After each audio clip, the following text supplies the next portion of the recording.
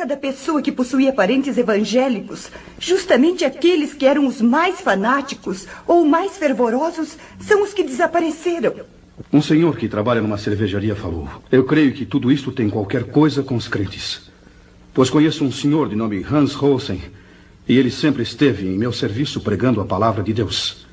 Volta e meia ele dizia que Jesus viria breve para levá-lo, juntamente com os que acreditam no poder de Deus. E agora acabo de ter notícias que ele também não se encontra mais aqui. E tais palavras foram confirmadas? Foram, exatamente. Um outro homem também falou. É verdade. Nós tínhamos como colega uma pessoa que falava a mesma coisa. E agora o seu nome também está na lista dos desaparecidos. E na tal de reunião onde você estava por acaso, alguém protestou? É claro que sim. Alguém disse em voz alta: é necessário que as autoridades proíbam agora a leitura da Bíblia em reuniões cristãs, para que assim evitemos que novamente aconteça o mesmo. E em resposta a essas palavras? Em resposta a elas, o senhor disse: não há mais perigo. Nunca mais vai acontecer coisa igual. Esses crentes que nós chamávamos fanáticos tinham razão. Eles nos falaram de Cristo e esperavam a volta de Jesus para buscá-los. Ai de nós, meu povo, que não demos atenção para eles. Com eles estaríamos melhor do que sermos obrigados a ficar nesse caos que já começou. E que digo mais, vai ser pior. Palavras essas que me causam profunda comoção, acredite. Um outro cidadão protestou com veemência dizendo: você está acreditando naquelas bobagens? Por que então não fez companhia a eles quando eles sumiram? E o senhor, que respondeu? Calmo e seguro respondeu: sim, se eu tivesse obedecido aos ensinamentos que eles davam a respeito de Jesus, eu não estaria agora aqui. Mas é tarde. Agora é tarde. Acabando de dizer isso, retirou-se pesaroso enquanto um sujeito do grupo gritava: você e todos que pensaram assim só merecem uma coisa: a forca! Fora com essa bobagem de cristianismo!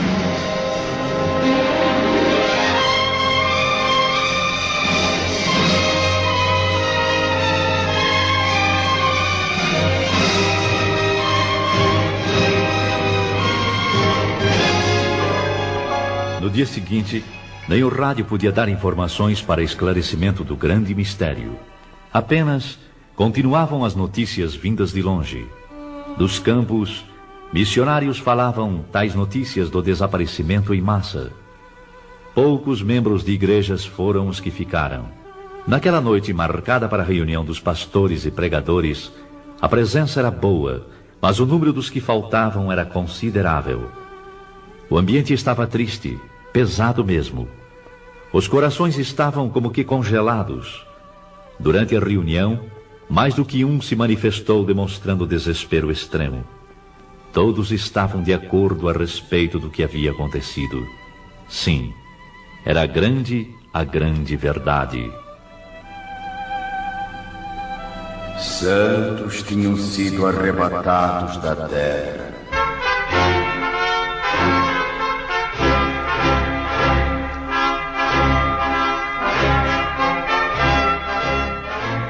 A noiva de Cristo foi levada ao céu. Entre alguns crentes, houve a confissão de que, apesar das preparações teológicas e estudos da palavra de Deus, nunca chegaram a compreender que aquilo seria uma realidade. A verdade é que estavam completamente estranhos ao novo nascimento e longe da adoção de filhos. Um dos mais novos falou: eu nunca aprendi assim. Os professores nunca nos falaram que ia ser como se deu estes dias. Houve nesse momento certas tendências para discussão. Porém, os ânimos estavam abalados demais para que saísse algo aproveitável. E um jornalista presente escreveu: a conclusão dos crentes que ficaram é a seguinte: o que se passou nestes dias, sem dúvida, foi o que está predito na Bíblia Sagrada, ou como está escrito sobre a assunção da noiva, ou que Jesus levou os seus. Isto é tudo que podemos informar no momento. Este comunicado, porém, não foi publicado. As autoridades acharam que tudo aquilo era produto da mente nervosa dos evangélicos e seus ministros. Foi ainda qualificado de fantasia, sem ter nada de realidade. Depois de um acontecimento de envergadura, qualquer pronunciamento de esclarecimento só poderia ser dado pelo governo. E se for provado que tem relação com a religião cristã, o primeiro passo deve ser o do fechamento das igrejas e outros lugares de pregações evangélicas, até que o caso seja devidamente esclarecido. Mas já não se trata de caso nacional, e sim de internacional. No campo religioso, nas igrejas, o ambiente geral é de tristeza. Mas no domingo todas as igrejas e templos estavam repletas. Em certas igrejas não havia pastor. E aqueles que nunca faltavam nos cultos estavam ausentes. Muitas igrejas estão com um número muito reduzido de membros. E em lugar dos crentes estavam aqueles que anteriormente haviam desprezado as mensagens. Eu vi que o povo estava ansioso para conhecer a palavra. Mas a Bíblia era como um livro selado. Um senhor procurou ler, mas disse: eu estou vendo as letras, mas não compreendo nada. E deu o livro a outra pessoa que respondeu da mesma maneira. Bastou isso para que todos os presentes começassem a chorar e a gemer.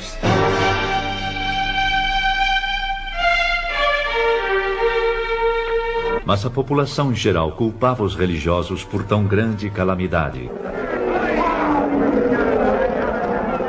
Tudo isso tem acontecido unicamente por causa dos crentes. Sim, é isso mesmo. Esta praga tem vindo sobre nós unicamente por causa deles. Vamos até a igreja e vejamos o que podem eles nos explicar. E a explicação dos que ficaram foi simples, triste e com poucas palavras. O tempo da graça terminou. Mas algumas palavras e no culto iniciou-se a confusão, bem como em todas as reuniões realizadas para tais esclarecimentos. Alguns, levantando-se, começavam a culpar o pregador. A culpa é sua! Muitos não subiram porque você nunca esclareceu como deveria fazer, anunciando que a vinda de Jesus estava perto. Nunca esclareceu que devíamos ter um coração purificado e cheio do Espírito Santo. E que sempre deveríamos estar retos diante de Deus e também dos homens. Agora eu sei o que foi que me impediu de ir de encontro a Jesus. Foram justamente as mínimas coisas que eu julgava sem importância e que não me impediriam de ir ao céu. E eis que aqui estou. Tem misericórdia de mim. Ajuda-me! Ajuda-me! Calem a boca. Eu fiz o meu dever. Fiz o meu dever e fiz mais ainda.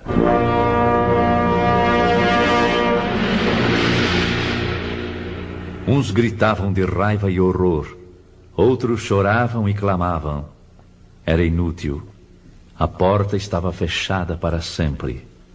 Não adiantava bater e dizer que tinham comido na presença do Senhor, que oravam, que eram obedientes. Não havia mais oportunidade. É quase impossível descrever os dias que se seguiram.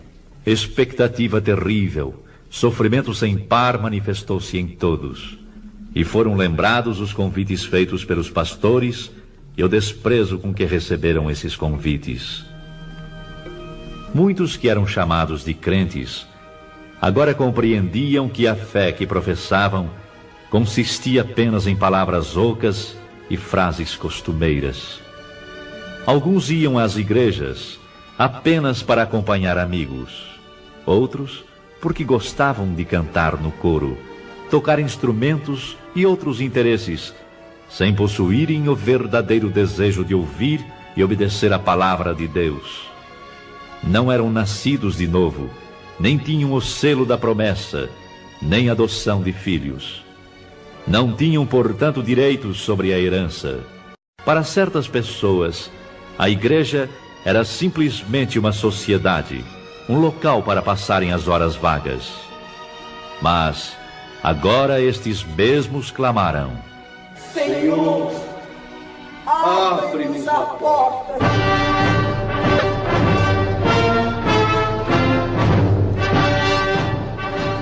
Para espanto e preocupação maior, surgem os rumores de que a Terceira Guerra Mundial está prestes a ser iniciada.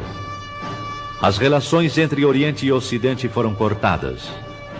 Dos regimes que pertencem ao bloco comunista, anuncia-se que foram proibidas toda e qualquer reunião evangélica. Estavam, pois, já reconhecendo que a perturbação existente e a desordem geral, os culpados eram os crentes. Para maior confusão, é anunciado que está em vigor a pena capital para todo aquele que pronunciar o nome de Jesus. Então é chegada a hora de varrer sobre a terra a praga chamada cristianismo. Morte certa também, para os que guardam em sua casa alguma coisa que faça lembrar de Jesus Cristo e seus ensinamentos.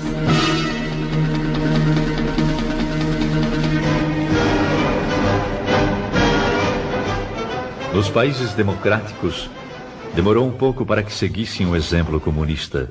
A maioria descrente, tanto da população como nas camadas governamentais, exigiram aquelas medidas, procurando assim garantir o povo da perturbação nesse sentido. Foi, pois, aprovado em todos os cantos da terra a mesma lei, ou seja... Morte para os chamados crentes. Bastará pronunciar o nome de Jesus para sofrer a pena capital.